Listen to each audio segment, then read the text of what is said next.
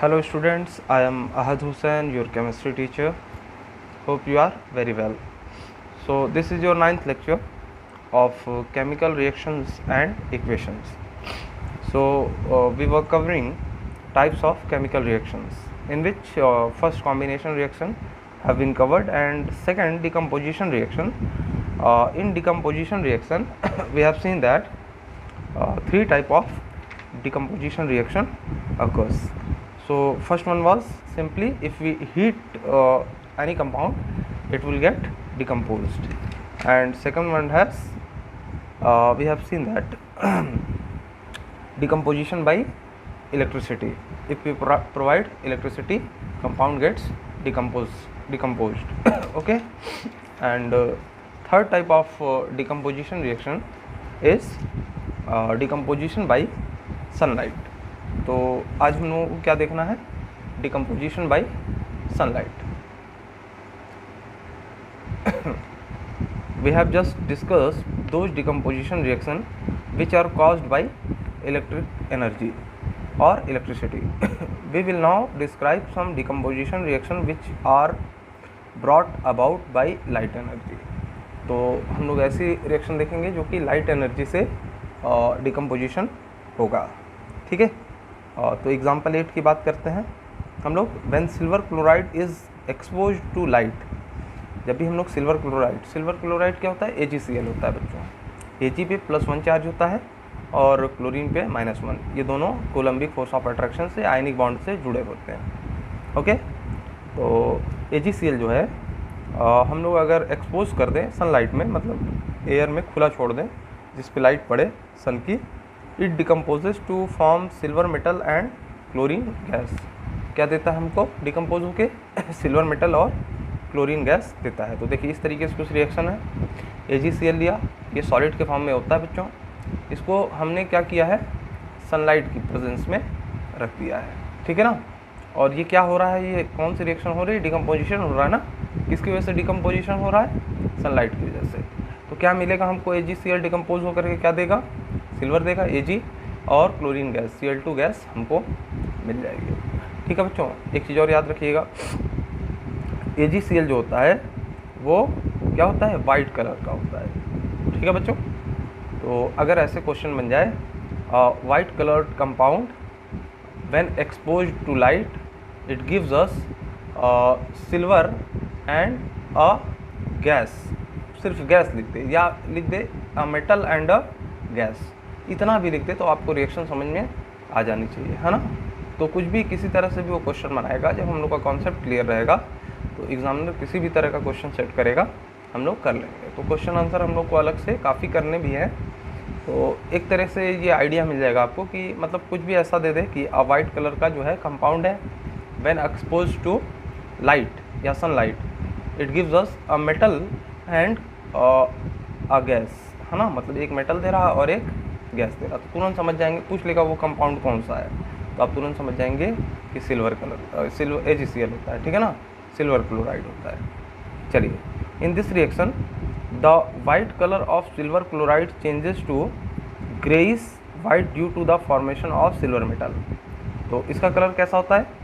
Greyish white, है ना. क्या देता है? Silver metal. ये डिकम्पोज होने के बाद ग्रेइश कलर का जो है ग्रेइश वाइट कलर का सिल्वर देता है हमको. तो ये भी पूछ सकता है कि एक वाइट कलर का कंपाउंड है, जब एक्सपोज कर दिया एयर में तो वो एक ग्रीन कलर का ग्रेइश वाइट कलर का मेटल देता है प्लस येलोइश ग्रीन कलर का गैस देता है. इस तरीके से भी क्वेश्चन को फॉर्म कर सकता है एग्जामिनर. तो आप लोग तुरंत क्या समझ जाएंगे कि वो कौन सा कंपाउंड है? AgCl. या ये पूछ लें कि एक सिल्वर जो है वाइट कलर का जो है एक कंपाउंड है जो डिकम्पोज होकर के एक ग्रेइश वाइट कलर का हमको क्या देता है? मेटल देता है और एक गैस देता है जिसका आप कलर बताइए. तो क्वेश्चन किसी भी तरह से घुमा के पूछेगा. अगर आपको कॉन्सेप्ट समझ में आते हैं तो आप उसका आंसर कर ले जाएंगे बच्चों. ठीक है. The decomposition of silver chloride is caused by light. ये क्यों होता है? लाइट से. अभी हमने बताया. इट मे बी सनलाइट और बल्ब लाइट. ये सनलाइट भी हो सकता है बच्चों और बल्ब की भी लाइट हो सकती है. बल्ब की भी लाइट में AgCl क्या होता है? ब्रेक हो जाता है. किसमें? Ag और क्लोरीन गैस में. Ag का कलर क्या होता है? Greyish white.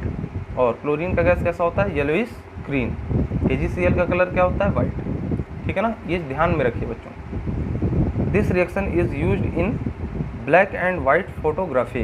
Black and white photography आप लोग जानते होंगे क्या होता है, ठीक है ना, उसमें इसका यूज किया जाता था। We can carry out the decomposition reaction of silver chloride as follows. हम लोग सिल्वर क्लोराइड को ऐसे स्टेप बाय स्टेप समझते हैं कि कैसे डिकम्पोज होगा, है ना। टेक अबाउट, फर्स्ट पॉइंट हम लोग देख रहे हैं, take about 2 gram of silver chloride in a china dish. China dish क्या होता है बच्चों, ये आप लोग को लैब में मिलेगा, है ना। चाइना डिश में हम लोग ले लेंगे, कुछ इस तरीके का होता है, ठीक है। It is white in colour. कौन है वाइट कलर का बच्चों, सिल्वर क्लोराइड, ठीक है ना। तो कह रहा है 2 ग्राम आप सिल्वर क्लोराइड लीजिए चाइना डिश के अंदर, जो कि वाइट कलर का होगा।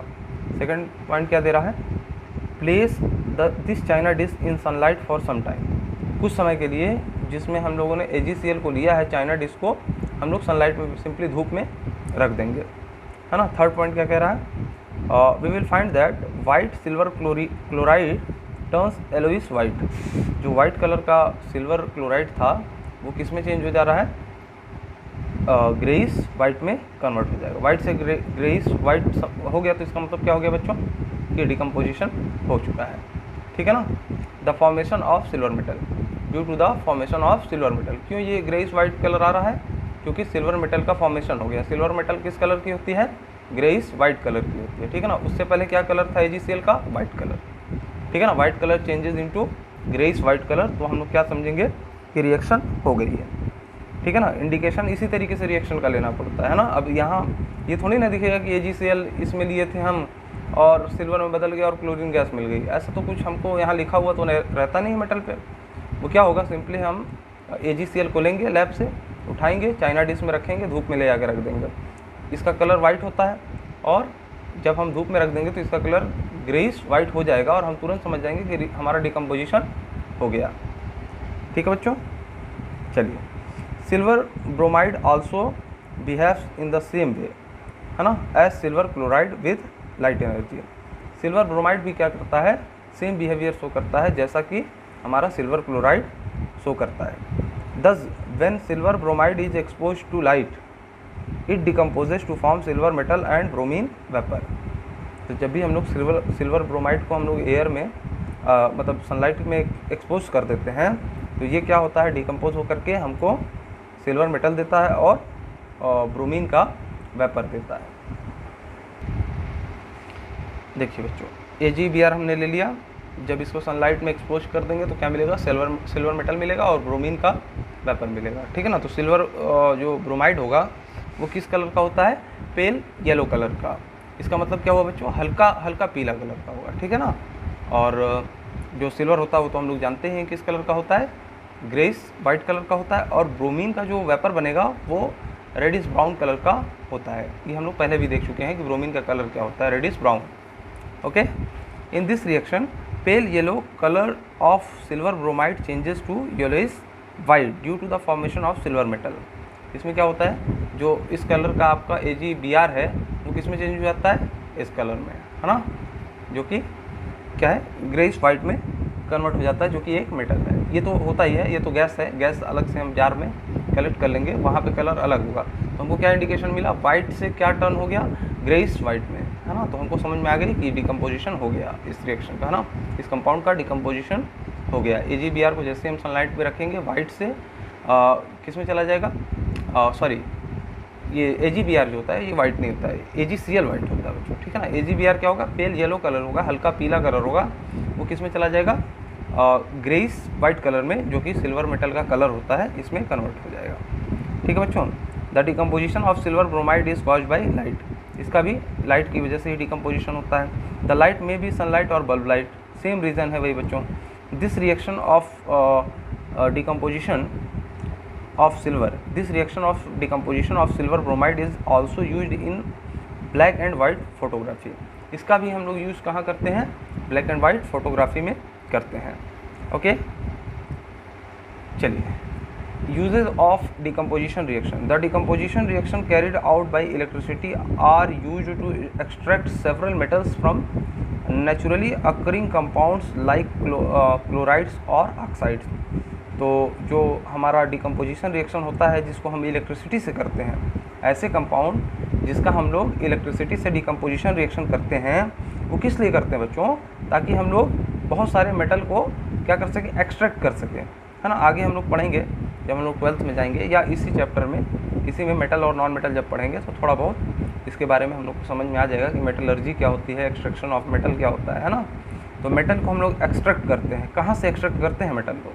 Naturally occurring compounds like chlorides and oxides. तो ऐसे कंपाउंड होंगे जिसमें क्लोरीन भी होगा और ऑक्सीजन भी होगा, है ना। उस कंपाउंड में से हम लोग मेटल को निकाल लेते हैं, है ना। जैसे NaCl हो गया, है ना, NaCl में से सोडियम को हम लोग एक्सट्रैक्ट कर लेंगे। बात समझ में आ रही? Al2O3 हो गया, तो ये ऑक्साइड्स हो गया, उसमें से हम लोग एल्यूमिनियम को निकाल लेंगे, सेपरेट कर लेंगे, एक्सट्रैक्ट कर लेंगे। तो ये किस चीज़ से हो सकता है बच्चों? ये हम लोग का इलेक्ट्रिसिटी प्रोवाइड कराने से हो सकता है। व्हेन द फ्यूज्ड या मोल्टेन मेटल क्लोराइड और metal oxide is decomposed by passing electricity. जब हम लोग मोल्टेन मतलब पिघला हुआ मेटल क्लोराइड जो होता है, जैसे sodium chloride, sodium chloride, potassium chloride, rubidium chloride, इस तरह का मेटल क्लोराइड आ जाए, या MgCl2, magnesium chloride, calcium chloride, CaCl2, इस तरीके का कोई भी क्लोराइड रहेगा, जब वो डिकम्पोजिशन से टूटता है, डिकम्पोजिशन उसका कराते हैं इलेक्ट्रिसिटी पास करा के, then metal is produced at cathode. अच्छा, मेटल कैथोड पे क्यों प्रोड्यूस होता है बच्चों इलेक्ट्रिसिटी जब उसको प्रोवाइड कराते हैं? तो क्योंकि हम जानते हैं कि मेटल पे पॉजिटिव चार्ज आएगा और पॉजिटिव चार्ज वाला कहाँ जाता है? नेगेटिव प्लेट पे जाता है। और कैथोड क्या होता है? नेगेटिव होता है, उस पर जा करके मेटल Na+ या कोई भी हम लेंगे मेटल, वो क्या हो जाएगा? रिड्यूस्ड हो जाएगा। ओके, रिड्यूस्ड हो जाएगा तो हमको क्या मिल जाएगा? मेटल मिल जाएगा। ओके बच्चों, तो कहाँ पे जाता है वो? किस रॉड पे? 2 रॉड होती है ना, एक कैथोड और एक एनोड। तो जो मेटल होगा वो कहाँ जाएगा? कैथोड पे जाएगा, जो कि नेगेटिव इलेक्ट्रोड होता है। For example, sodium metal is extracted by the electrolysis of molten sodium chloride, whereas aluminium metal is extracted by the electrolysis of molten aluminium oxide. ठीक है ना। See example 6 and 7 given on page 31। तो हम लोग पीछे ही देख चुके हैं कि जब हम लोग सोडियम क्लोराइड का इलेक्ट्रिसिटी इस पर पास करा रहे थे, तो सोडियम कहाँ पे मिल रहा था? कैथोड पे, और क्लोरीन गैस कहाँ मिल रही थी? एनोड पे। और जब Al2O3 एल्यूमिनियम ऑक्साइड को हम लोग क्या करा रहे थे? इलेक्ट्रिसिटी पास करा करके इसको इलेक्ट्रोलाइज कर रहे थे, तो एल्यूमिनियम कहाँ मिल रहा था बच्चों? कैथोड पर। और हमको ऑक्सीजन गैस कहाँ पे मिल रही थी? एनोड पर। डिकम्पोजिशन रिएक्शन इन और बॉडी, हमारी बॉडी में भी डिकम्पोजिशन रिएक्शन होती है। The digestion of food in the body is an example of decomposition reaction. हमारी बॉडी में जो फूड का डिकम्पोजिशन हो रहा है वो भी किस चीज़ का मतलब एग्जाम्पल है? डाइजेशन हो रहा है जो फूड का, वो भी एग्जाम्पल है डिकम्पोजिशन रिएक्शन का। When we eat food like wheat, rice और potatoes, then the starch present in them decomposes to give simple sugar like glucose in the body। तो जब हम लोग क्या करते हैं बच्चों? खाते हैं वीट को, राइस को, पोटैटोज़ को, चावल, आलू, आटा, मतलब रोटी वगैरह जो भी कुछ खाते हैं, तो उसमें जो स्टार्च प्रेजेंट होते हैं, है ना, इन सारी चीज़ों में स्टार्च मिलेगा। स्टार्च क्या होगा? ये एक कॉम्प्लेक्स थिंग है, ये सिंपलर मॉलिक्यूल में ब्रेक होगा। किस में होगा बच्चों? शुगर। या किस में ब्रेक होगा? सिंपलेस्ट फॉर्म इसका क्या होगा? ग्लूकोज। अब ग्लूकोज के फॉर्म में हमारी बॉडी में रहेगा। And then protein decomposes to form amino acid, और प्रोटीन भी डिकम्पोज होता है हमारी बॉडी के अंदर। वो किस में होता है बच्चों? अमीनो एसिड में। अभी ये सब पे ध्यान नहीं देना है कि अमीनो एसिड्स का क्या होता है फार्मूला, ये सब क्या, ये सब पे मत जाइए बच्चों। वैसे समझिए कि हमारी बॉडी में डिकम्पोजिशन रिएक्शन होती है, स्टार्च टूट जाता है ग्लूकोज में, है ना। बस इतना भी अगर आपको ध्यान है तो बहुत है, ठीक है ना। और प्रोटीन किस में टूट जाता है? अमीनो एसिड्स में, है ना। We will now answer some question based on combination and decomposition reactions. तो कुछ क्वेश्चन देख लेते हैं। सैम्पल प्रॉब्लम ए क्या कह रहा है? फर्स्ट क्या कह रहा है? A solution of substance x is used for white washing. अब कह रहा है कि एक सोल्यूशन है जिसका नाम दे दिया एक्स, उसका कोई नाम नहीं दिया, क्या दे दिया है? एक्स दे दिया सिंपली। कह रहा है कि यूज होता है ये वाइट वॉशिंग के लिए। Name the substance x and right it's formula. कह रहा है कि नाम बताइए उसका जो एक्स है, जिसको हम लोग यूज करते हैं किसके लिए? वाइट वॉशिंग के लिए, है ना। और फार्मूला भी पूछ रहा है। तो हम लोग जानते हैं बच्चों कि पढ़ चुका है हम लोगों ने कि जो है CaO का हम लोग यूज करते हैं पाउडर फॉर्म में। जब ये क्या होता है बच्चों, क्या हो रहा था, जब इसको हम लोग वाटर में मिलाते हैं तो ये एक्सोथर्मिक रिएक्शन होती है। उसके बाद इसको हम लोग वॉल पे पेंटिंग करते हैं इसकी, तो उसके बाद क्या होता है, ये कार्बन डाइऑक्साइड से रिएक्ट करके CaCO3 की वॉल पर एक लेयर चढ़ा देता है, जो कि सूखने के बाद 1-2 दिन 3 दिन के बाद क्या होता है, एकदम वाइट हो जाता है और हमें वाइट वॉशिंग हो जाती है, मतलब चूना कली उसको बोलते हैं। ठीक है ना, ये पढ़ चुके हैं हम लोग पहले ही, स्टार्टिंग में ही पढ़ लिए थे एकदम। तो name the substance x and right the formula. ठीक है, right the reaction of substance x with water. कह रहा है कि एक्स का वाटर से रिएक्शन भी बताइए। ठीक है, तो अभी हम लोग देखेंगे। देखो CaO सबसे पहले बनेगा, देखो समझाते हैं शुरू से। ऐसे solution, the substance whose sodium whose solution in water we use for white washing is calcium oxide. देखो CaO आ गया, कैल्शियम ऑक्साइड उसी को बोलते हैं। और क्या बोलते हैं, लाइम, और क्या बोलते हैं, चूना। लाइम का मतलब क्या होता है बच्चों, चूना, है ना, लाइम का मतलब चूना। ठीक है ना, लाइम वाटर क्या होता है, CaO। The substance x is calcium oxide, it's formula is CaO। ठीक है, तो जो एक्स की बात कर रहा था, पूछ रहा था कि जो है एक सोल्यूशन एक्स है जो कि यूज होता है वाइट वॉशिंग में, तो वो कौन सा सोल्यूशन है, कैल्शियम ऑक्साइड का सोल्यूशन होता है। ठीक है बच्चों, तो पहला आंसर मिल गया। एक्स क्या है, सोडियम ऑक्साइड है, सॉरी कैल्शियम ऑक्साइड है, और उसका फॉर्मूला क्या है, CaO। CaO क्यों है बच्चों, क्योंकि कैल्शियम पे 2+ चार्ज आता है और ऑक्सीजन पे 2- चार्ज आता है। इसका 2+ और इसका 2- न्यूट्रलाइज हो जाएंगे और CaO हमको मिल जाएगा। तो CaO ही क्या है, एक्स, जो कि यूज होता है किसमें, वाइट वॉशिंग में यूज होता था। आज की डेट में तो बहुत से अलग अलग चीज़ों का पेंटिंग कराते हैं घर पे, वॉल की, मतलब घर की वॉल पे। पहले ज़्यादातर क्या होता था बच्चों, यही काम होता था, हर घर में चूना कली होती थी, उसी को वाइट वॉशिंग कहा जाता है। ठीक है, तो एक्स क्या है, हम लोग को क्या फाइंड हुआ, CaO है। अब सेकंड देखिए, right the equation for the reaction of calcium oxide with water yourself. अब हम लोग कैल्शियम ऑक्साइड से इसका क्या करेंगे, मतलब रिएक्शन देखेंगे। तो कैल्शियम ऑक्साइड से रिएक्ट करके हमको क्या मिलेगा बच्चों, वाटर के साथ रिएक्ट अगर करेगा तो क्या मिलेगा, आप लोग खुद सोचिए कि हमने जब रिएक्शन कराई थी तो क्या मिल रहा था। 1 मिनट पॉज करके आप लोग इसका आंसर सोचिए कि क्या होगा। हमने पढ़ाया आपको बच्चों ये चीज़, ओके। होप आप लोगों ने पॉज करके खुद से ट्राई किया होगा कि जब हम लोग जो कैल्शियम ऑक्साइड है उसको वाटर में डाल रहे हैं तो क्या रिएक्शन मिले। तो इसको हम पूरा बता ही दे रहे हैं आपको। चलिए देखिए, पहले तो पॉज करके अपने खुद सोचा करिए क्या सर ने बताया था, उसके बाद मेरे आंसर को देखा करिए। तो कैल्शियम ऑक्साइड को जैसे ही हम वाटर में डालेंगे तो बच्चों हमको क्या मिलता है, कैल्शियम हाइड्रोक्साइड मिलता है। ओके, कैल्शियम हाइड्रोक्साइड मिलता है। इसी को हम लोग जो है फिर क्या करेंगे, फर्दर वॉल पे लगाएंगे। वॉल पे लगाएंगे तो ये क्या होगा, एयर में प्रेजेंट कार्बन डाइऑक्साइड से रिएक्ट करके क्या बना लेगा, CaCO3 कैल्शियम कार्बोनेट बना लेगा। पहले फिर से समझिए, कैल्शियम ऑक्साइड एक पाउडरी फॉर्म में आता है, इसको हम लोग किस में मिलाते हैं, वाटर में मिलाते हैं। वाटर में मिलाने में ये एक्सोथर्मिक रिएक्शन होता है। आप जब भी इसको पानी में मिलाएंगे तो थोड़ा सा हीट बढ़ जाएगी उस सोल्यूशन की, है ना। उसके बाद क्या होगा बच्चों, जब ये वाटर में मिलाया गया तो CaO + H2O वाटर का फॉर्मूला होता है, ये मिल करके हमको क्या देता है, कैल्शियम हाइड्रोक्साइड देता है। CaOH का होल ट्वाइस मिलता है। यही CaOH का होल ट्वाइस, ये आपका आंसर हो गया क्वेश्चन का कि क्या होगा अगर हम लोग X को वाटर के साथ रिएक्ट करा दे। तो X क्या था, CaO + वाटर H2O, क्या दे देगा दोनों मिलकर के, कैल्शियम हाइड्रोक्साइड। CaOH का होल ट्वाइस हमको मिल जाएगा बच्चों। इसके बाद फर्दर हम क्या करेंगे, अब हमने सॉल्यूशन बना लिया, इसको हम लोग वॉल पे पेंट करते हैं। तो वॉल पे जब हम लगाते हैं तो कुछ दिन के बाद, 1-2 दिन के बाद वो सूखता है तो वो क्या बना लेता है, कैल्शियम कार्बोनेट बना लेता है। क्यों कैल्शियम कार्बोनेट बना लेता है, क्योंकि CaOH होल ट्वाइस जो है वो एयर में प्रेजेंट कार्बन डाइऑक्साइड के साथ रिएक्ट करके क्या बनाता है बच्चों, CaCO3 बना लेता है ना। और हमारी वाइट क्या हो जाती है, पूरी वॉल वाइट हो जाती है, एकदम बहुत ही चमकने लगती है। ठीक है ना। चलिए sample problem 2, Y is double the amount of gas collected in one of the test tube in the electrolysis of water experiment। Okay, name this reaction. तो क्या पूछ रहा है बच्चों, क्यों डबल अमाउंट में जो गैस कलेक्ट होती है in one test tube, 2 test tube लेते हैं तो एक में डबल अमाउंट में गैस कलेक्ट होती है ना, in the electrolysis of water experiment. Water का जब इलेक्ट्रोलिसिस कराते हैं तो क्या होता है, देखिए चलिए, नेम भी कह रहा है इस रिएक्शन का, बताइए। ठीक है, देखिए सोल्यूशन क्या है, the gas which is collected in double the amount in the electrolysis of water experiment is hydrogen. तो हाइड्रोजन क्या होती है, डबल अमाउंट में, वॉल्यूम, ठीक है ना, अमाउंट मतलब यहाँ पे क्या है, डबल वॉल्यूम।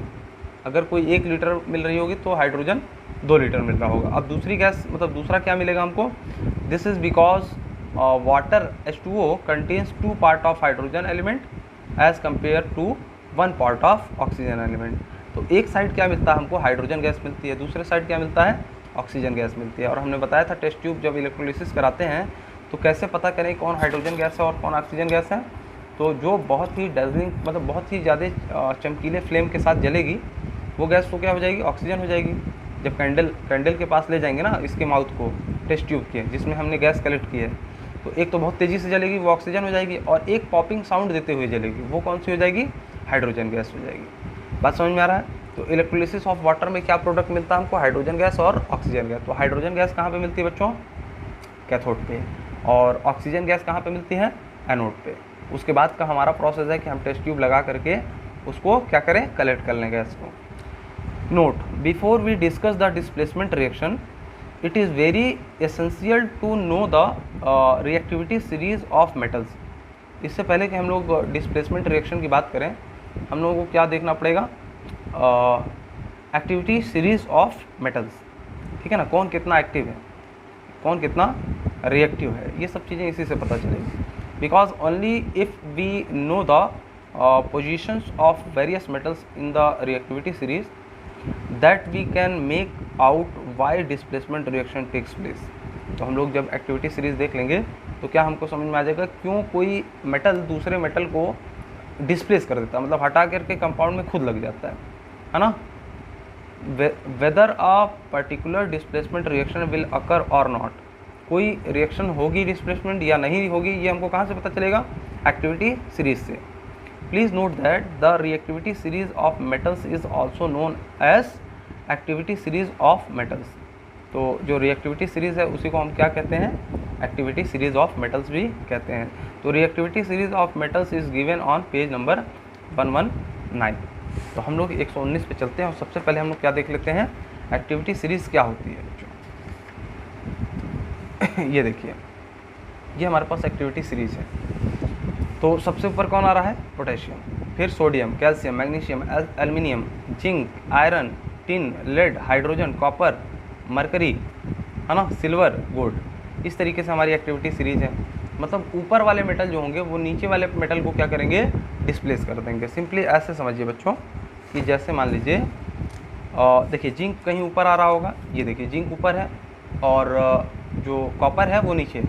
तो ऊपर वाले एलिमेंट क्या होते हैं, ज़्यादा रिएक्टिव होते हैं और नीचे वाले के एलिमेंट को अपने कंपाउंड में से हटा देते हैं। जैसे ऐसे देखिए, जिंक क्या था, ऊपर था, है ना, और कॉपर क्या था, नीचे था। तो मान लीजिए हमने कॉपर सल्फेट लिया, उसमें जिंक डाल दिया, है ना, जिंक डाल दिया, तो क्या होगा बच्चों, ये जिंक जो होगा वो कॉपर को हटा देगा और क्या कर लेगा, खुद Zn के साथ, मतलब SO4 के साथ खुद मिल जाएगा और साथ में किसको डिस्प्लेस कर देगा, Cu को, मतलब कॉपर मेटल हमको मिल जाएगा। लेकिन ऐसा कैसे होता है बच्चों, देखो ऐसे समझो, जब भी हमने एक्चुअल में क्या होता था कि Zn CuSO4.5H2O, इसको हम लोग क्या बोलते हैं बच्चों, ये हम लोग एक्स्ट्रा नॉलेज के लिए देख रहे हैं, ठीक है ना, बस एक्स्ट्रा नॉलेज, हमारा यहीं तक काम हो गया कि ऊपर वाले मेटल नीचे वाले को क्या कर देते हैं, डिस्प्लेस कर देते हैं। लेकिन ऐसे समझिए, एक साइंटिस्ट थे जिन्होंने एक बीकर में क्या था, कुछ सोल्यूशन था, किसका सोल्यूशन था, CuSO4 का, CuSO4 इसमें प्रेजेंट था और वाटर के साथ रिएक्ट करके वो कुछ इस तरीके का डॉट प्रोडक्ट मतलब CuSO4.5H2O बना लेता है। इसी को हम लोग क्या बोलते हैं, ब्लू विट्रियोल भी बोलते हैं, ठीक है ना। ग्रीन विट्रियोल किसको बोल रहे थे बच्चों, हम लोग देख चुके हैं FeSO4.7H2O को हम लोग क्या बोल रहे थे, ग्रीन विट्रियोल। और ब्लू विट्रियोल किसको बोलते हैं, CuSO4.5H2O को। तो इसका सोल्यूशन इसमें है, इसका मतलब क्या है कि जो CuSO4 है इसी की वजह से ब्लू कलर आ रहा है, ब्लू कलर। हमने जिंक की रॉड इसमें डाल दी, जिंक की रॉड डाल दी, है ना, जिंक की रॉड डाल दी। थोड़ी देर बाद हम क्या देख रहे हैं कि जिंक की रॉड क्या हुई, गलने लगी, पतली हो गई यहाँ से, जहाँ जितने दूर सोल्यूशन में प्रेजेंट है उतना दूर क्या हुआ, पतला हो गया। तो ये बाकी का मेटल गया कहाँ, तो वो सोल्यूशन में चला जाता है। मतलब क्या हुआ कि CuSO4 में से Cu को हटा करके खुद जिंक लग गया, है ना। बात समझ में आई बच्चों। तो कैसे होता है ये, यहाँ पे समझिए। ये क्या होता है, +2 वैलेंसी वाला होता है, ये भी +2 वैलेंसी वाला होता है। मतलब ये भी 2 इलेक्ट्रॉन दे सकता है, ये भी 2 इलेक्ट्रॉन दे सकता है। और सल्फेट आयन पे हमेशा क्या होता है बच्चों, 2- होता है। यानी कि -2 को कौन सेटिस्फाई किया है, +2, यानी Cu2+ है यहाँ पे और Zn 0 पे है। तो ये अपना 2 इलेक्ट्रॉन किसको दे देगा, कॉपर को दे देगा, और ये बाहर निकल जाएगा। ठीक है ना बच्चों। यानी कॉपर का यहाँ पे कोई भी अब लॉस नहीं है, अपने 0 क्या है, ऑक्सीडेशन नंबर में है। लेकिन Zn जब इसके साथ लग गया यहाँ पे, ठीक है ना, कॉपर को हटाए और Zn लग गया, इसका मतलब 2 इलेक्ट्रॉन जो निकला ये इसके पास चला गया, और इसके पास क्या है अब, Zn2+ है। तो Zn2+ जो है सल्फेट 2- को क्या करेगा, सेटिस्फाई करेगा और ZnSO4 बन जाएगा। लेकिन आप लोगों को बस क्या याद रखना है, ये चीज़ें समझ में आई तो ठीक, नहीं समझ में आई तो एक चीज़ पे फोकस करिए कि हमारी एक्टिविटी सीरीज में जिंक कहाँ था, ऊपर था, और कॉपर कहाँ था, नीचे था। तो ऊपर वाले जो एलिमेंट होते हैं वो नीचे वाले एलिमेंट को क्या करते हैं, डिस्प्लेस कर देते हैं उसके कंपाउंड में से। तो देखो ये नीचे वाला एलिमेंट था कॉपर, ठीक है ना, और जिंक ऊपर वाला था, तो ऊपर वाला ज़्यादा रिएक्टिव होगा, ये कॉपर को क्या करेगा, डिस्प्लेस करेगा और खुद लग जाएगा। इतना तो आप लोगों को याद हो सकता है और होना ही चाहिए। ठीक है बच्चों, एक बार मेटल एक्टिविटी सीरीज़ को आप लोग याद कर लीजिए। ये बहुत बड़ी सीरीज़ होती है, इसको बहुत शॉर्ट में 10th में दिया रहता है। तो potassium, sodium, calcium, magnesium, aluminium, zinc, iron, tin, lead, hydrogen, copper, silver, mercury, silver और गोल्ड, इस तरीके से आप लोग पूरा याद कर लीजिएगा। ठीक है, तो ये सारे जितने भी ऊपर एलिमेंट, मान लो 2 का कंपैरिजन कर रहा है हमसे, कहे कि सोडियम और मैग्नीशियम में सोडियम मैग्नीशियम को डिस्प्लेस करेगा या नहीं, तो हम तुरंत बोलेंगे करेगा। लेकिन मैग्नीशियम सोडियम करेगा कि नहीं, तुरंत कहेंगे नहीं करेगा। बात आप लोगों को अच्छे से समझ में आ गई होगी। तो आप इतना याद रखेंगे कि जो ऊपर के एलिमेंट होते हैं वो नीचे वाले को क्या कर देते हैं, डिस्प्लेस कर देते हैं बच्चों। ठीक है, चलिए अब मेटल एक्टिविटी सीरीज हम लोग देख लिए हैं। अच्छा बच्चों, इस चैप्टर के बाद हम लोग को क्या स्टार्ट करना है, तो एसिड और बेस, ठीक है ना। वहाँ से हम लोग के रियल में एक अच्छा चैप्टर स्टार्ट हो जाएगा। ये तो फिलहाल बेसिक समझने के लिए हमारा केमिकल रिएक्शंस एंड इक्वेशंस पढ़ा जाता है। ठीक है, चलिए ये भी बहुत अच्छा है अपने आप में, क्योंकि इससे सारी चीज़ों की जानकारी हम लोगों को मिल जाती है। ठीक है, चलिए तो मेटल एक्टिविटी सीरीज हम लोग जान चुके हैं, या रिएक्टिविटी सीरीज कहें या एक्टिविटी सीरीज कहें, उसके बारे में जान चुके हैं कि जो ऊपर के एलिमेंट रहेंगे, ऊपर के जो मेटल्स रहेंगे वो अपने से नीचे वाले मेटल को उनके कंपाउंड में से डिस्प्लेस कर देंगे। बात आप लोगों को अच्छे से समझ में आ गई होगी। वैसे मैं और बोलना चाहूँ तो बहुत कंफ्यूज हो जाएंगे आप लोग, बोलने के लिए बहुत कुछ है बच्चों। जो मेटल एक्टिविटी सीरीज होती है वो रिडक्शन पोटेंशियल के इंक्रीजिंग ऑर्डर में रखी जाती है। जैसे जैसे हम लोग नीचे चलते हैं रिडक्शन पोटेंशियल बढ़ता जाता है। अब आप लोग ये सोचेंगे बच्चों कि रिडक्शन पोटेंशियल क्या होता है, तो मैं बहुत सारी चीज़ें नहीं बोलना चाहता हूँ। चलिए अब बता देता हूँ। जब इतना नाम ले लिया, रिडक्शन पोटेंशियल का मतलब किसी चीज़ का रिड्यूस होने की टेंडेंसी होना, कितना ज़्यादा वो चाहता है कि हम इलेक्ट्रॉन को एक्सेप्ट कर लें, ले लें, वही उसका रिडक्शन पोटेंशियल होता है।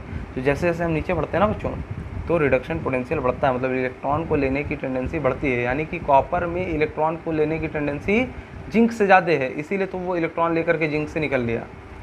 या इस तरीके से सोचें, या ये सोचें कि ऊपर होने की वजह से उसकी रिएक्टिविटी ज़्यादा है, इसलिए जिंक ने कॉपर को डिस्प्लेस कर दिया। तो दोनों अपनी जगह सही है, लेकिन हम लोग कैसे पढ़ेंगे बच्चों कि जो ऊपर रहेगा वो ज़्यादा रिएक्टिव है और नीचे वाले एलिमेंट को क्या करेगा, डिस्प्लेस कर देगा। तो जिंक ऊपर आया था, इसलिए उसने कॉपर को कॉपर के कंपाउंड में से क्या किया, डिस्प्लेस कर दिया। अब हम लोग एक नया टॉपिक स्टार्ट करते हैं, डिस्प्लेसमेंट रिएक्शन। अब डिस्प्लेसमेंट रिएक्शन क्या होता है, इसको हम लोग समझते हैं। This reaction in which one element takes the place of another element in a compound. इसमें क्या होता है, एक एलिमेंट दूसरे एलिमेंट की जगह ले लेता है किसी कंपाउंड में, इसी को हम क्या कहते हैं, are known as displacement reaction. In general a more reactive element displaces a less reactive element from its compound। Generally क्या होता है कि ज़्यादा जो रिएक्टिव एलिमेंट्स होते हैं वो लेस रिएक्टिव एलिमेंट्स को क्या कर देते हैं, डिस्प्लेस कर देते हैं। ठीक है बच्चों, कंपाउंड में से। तो यही तो हम देखें कि जो ऊपर रहेगा वो ज़्यादा रिएक्टिव है, जो नीचे रहेगा मेटल एक्टिविटी सीरीज में वो कम रिएक्टिव है। The example of some important displacement reactions are given below. तो एग्जाम्पल नंबर 1 देख लेते हैं, क्या है। When a strip of zinc metal is placed in copper sulfate solution, then zinc sulphate solution and copper are obtained. देखिए वही चीज़ आ गया बच्चों यहाँ पे, लेकिन सिर्फ एक्वस लिख दिया है। यहाँ पे .5H2O लिख करके ब्लू सोल्यूशन देखिए लिखा है। इसका नाम ब्लू विट्रियल कब होगा? जब CuSO4.5H2O होगा। तो पानी में जाने के बाद वो बन जाता है CuSO4.5H2O। तो सर 5H2O हटता कैसे है? तो जब उसको हम लोग वाटर को थोड़ा सा ब्लू विट्रियल को हीट कर देंगे तो वो निकल जाएगा। And hydrous of blue vitriol is CuSO4 मतलब कॉपर सल्फेट। तो इस इतने ज़्यादा कॉम्प्लिकेटेड टर्म में मत जाइए अभी बच्चों। बस ये सोचिए कि एक स्ट्रिप को अभी हमने रॉड डाल के दिखाया था, एक स्ट्रिप भी ले लेंगे। स्ट्रिप मतलब उसका थोड़ा सा पार्ट ले लेंगे, कुछ हल्का सा जिंक मेटल का, और उसको कॉपर सल्फेट के सोल्यूशन में, देखिए यहाँ पे हमने क्या लगाया था, कॉपर सल्फेट का सोल्यूशन भरा था इस बीकर में, और जिंक की स्ट्रिप मान लीजिए, ये रॉड मत मानिए, एक पतली सी स्ट्रिप मान लीजिए, उसको डाले हैं। तो वो स्ट्रिप के साथ क्या होगा वही बता रहा है। When a strip of zinc metal is placed in copper sulfate solution, then zinc sulfate solution and copper are obtained। मतलब क्या कह रहा है कि जब कॉपर सल्फेट का हमने सोल्यूशन लिया था जो कि ब्लू कलर का था, जैसे ही हमने जिंक मेटल डाला क्या हुआ, ZnSO4 मिल गया हमको, कॉपर क्या हुआ अलग हो गया। एक्चुअल में बच्चों क्या होता है, देखो जैसे ही हम जिंक को डालेंगे ना बच्चों, तो कॉपर सल्फेट में से कॉपर डिस्प्लेस होता जाएगा। कॉपर की सल्फेट के साथ लगे रहने की वजह से ही इसका ब्लू कलर था। तो इसका कलरेशन जो है ब्लू कलर वो धीरे धीरे डिसअपेयर होने लगेगा, और जिंक की जो मेटल होगी वो धीरे धीरे जो भी स्ट्रिप लेंगे वो नीचे से पतला होने लगेगा, यानी कि जिंक के आयन निकल के सोल्यूशन में जा रहा है। बात समझ में आई बच्चों?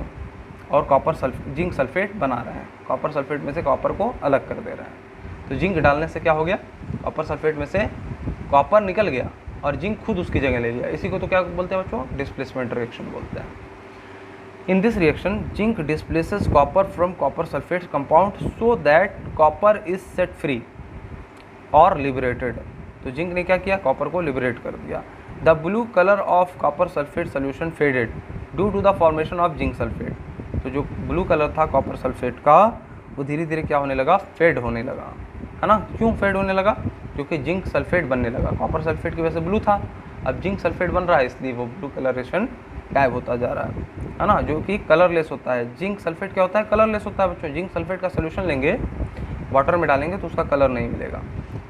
तो जब कॉपर सल्फेट ब्लू था, जिंक सल्फेट बना तो कलरलेस हो गया, क्योंकि जिंक सल्फेट का कोई कलर ही नहीं होता है। A red brown deposit of copper metal is formed on the zinc strip.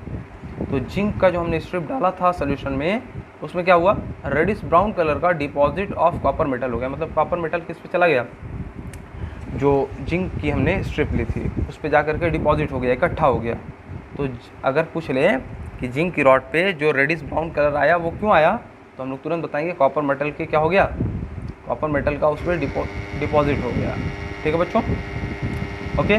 Please note that displacement reaction takes place because zinc is more reactive than copper. तो ये डिस्प्लेसमेंट रिएक्शन क्यों हो रही है, क्योंकि जो जिंक मेटल है वो ज़्यादा रिएक्टिव है कॉपर से। तो बच्चों अभी हम लोग टाइम हो गया है, नेक्स्ट लेक्चर में हम लोग इससे आगे एग्जाम्पल करेंगे और भी चीज़ें देखेंगे। बस हम लोग का ये एंड होने वाला है, ठीक है ना, ये चैप्टर हम लोग का एंड हो जाएगा। इसके बाद हम लोग मेटल किस पे चले आएंगे बच्चों, हम लोग एसिड बेस पे चले आएंगे, ठीक है ना। फिर मेटल नॉन मेटल पढ़ेंगे, ठीक है। एसिड बेस पहले हम लोग देखेंगे, और मेटल नॉन मेटल में एक्सट्रैक्शन वगैरह जो हम बता रहे हैं, मेटल को कैसे निकाला जाता है, एक्सट्रैक्ट किया जाता है, वो सब समझ में आएगा। एसिड बेस में हम लोग ये देखेंगे कि कौन H+ डोनेट कर देता है, कौन H+ जो है OH- डोनेट करता है। तो जो H+ डोनेट करता है वो एसिड होता है, जो OH- डोनेट करता है वो बेस होता है। और एसिड का जो हमारा होता है अनायन और बेस का कटायन, वो मिलकर के सॉल्ट फॉर्मेशन करते हैं। तो सॉल्ट क्या होता है, ये सारी चीज़ें हम लोग एसिड बेस में समझेंगे, ठीक है ना। तो 1-2 लेक्चर और लगेंगे इसको कंप्लीशन होने में, उसके बाद हम लोग नए चैप्टर की तरफ मूव कर जाएंगे, ठीक है बच्चों। क्वेश्चन आंसर आप लोगों को बहुत ज़्यादा कराऊंगा, ठीक है। लगभग एक चैप्टर से आपके 30 to 40 क्वेश्चंस मैं करा दूंगा, जिससे आप लोगों का एकदम डेप्थ, जो चीज़ें छूट गई हों, जो चीज़ें नहीं समझ में आई हों, वो क्वेश्चन आंसर करते दौरान आप लोगों को समझ में आ जाए। तो पढ़ाई करते रहिए बच्चों एकदम बढ़िया से। ये मान के चलिए कि लॉकडाउन हमारी छुट्टी नहीं है, हम लोगों को 10th में एग्ज़ाम होगा और अच्छे से हम लोग को मार्क लाना है, ठीक है ना बच्चों। ये सब दिमाग से निकाल दीजिए। कई लोग बोल रहे हैं 0 सेशन हो जाएगा, ये हो जाएगा, वो हो जाएगा, तो ऐसा कुछ अभी नहीं है बच्चों। अभी तो ऐसा मतलब प्लानिंग चल रही है कि स्टेप बाय स्टेप बच्चों को के लिए स्कूल को ओपन किया जाए। जैसे शुरू में 11th 12th, फिर 9th 10th, हाँ, फिर उसके बाद 8th वाले बच्चों के लिए सोचा जाएगा। तो ऐसा कुछ प्लान चल रहा है, लेकिन अभी कुछ भी कहा नहीं जा सकता बच्चों, है ना। अपनी तरफ से कोई भी ऑफिशियली कोई भी बात नहीं आई है कि कब तक खुलेगा कब तक नहीं खुलेगा, क्योंकि केस तो बढ़ते ही जा रहे हैं, है ना। आप लोग भी देख रहे होंगे न्यूज़ में। तो जब तक कुछ राहत नहीं होगी तब तक कुछ भी कहना मुश्किल है। लेकिन अभी इस चीज़ पे विचार चल रहा है, जहाँ तक सुनने में आ रहा है कि शायद जो है स्टार्टिंग में हायर स्टैंडर्ड को खोला जाए, ओपन किया जाए इनके लिए स्कूल। फिर उसके बाद जैसे 11th 12th हो गए, फिर उसके बाद 9th 10th के बारी आएगी, फिर उसके बाद छोटे क्लासेस। तो आप लोग छुट्टी मत मानिए बच्चों, पढ़ाई करते रहिए। अगर आपको अच्छा करना है, 10th में टॉप करना है या कुछ ऐसा करना है, तो अभी से एकदम लग जाइए बच्चों, है ना। जो अभी से लग जाएगा बच्चा, रोज़ कॉन्स्टेंट रहेगा, वो डेफिनेटली अच्छा करेगा। ठीक है बच्चों, तो इसको आप लोग बिल्कुल भी छुट्टी मत समझिए। वैकेशन एकदम नहीं है, ये छुट्टी नहीं है, किसी तरीके की छुट्टी नहीं है बच्चों, ये एक मजबूरी है। ठीक है, तो सभी लोग इसमें क्या कर रहे हैं कि अपनी पढ़ाई को ऑनलाइन जारी रखे हुए हैं। कोई भी बैठा नहीं है बच्चों, किसी के भरोसे कोई भी बैठा हुआ नहीं है कि कोई जादू होगा या कुछ होगा। सभी लोग पढ़ रहे हैं, कि जान रहे हैं कि एग्ज़ाम अपने टाइम से होगा, और अगर हम लोग अभी नहीं पढ़ेंगे तो लास्ट में मान लो हम लोग को 4 महीने मिलेगा, जो भी मिले हम लोग को टाइम, तो हम लोग उसमें उतना ज़्यादा अच्छे से कवर नहीं कर पाएंगे। तो आप लोग सभी चीज़ों को अभी से बहुत अच्छे से एनालाइज़ करिए, पढ़िए, समझिए, ताकि हम लोग को रिवीजन का टाइम आगे मिल जाए और क्वेश्चन आंसर ज़्यादा से ज़्यादा कर सकें। ठीक है बच्चों, तो पढ़ाई करते रहिए।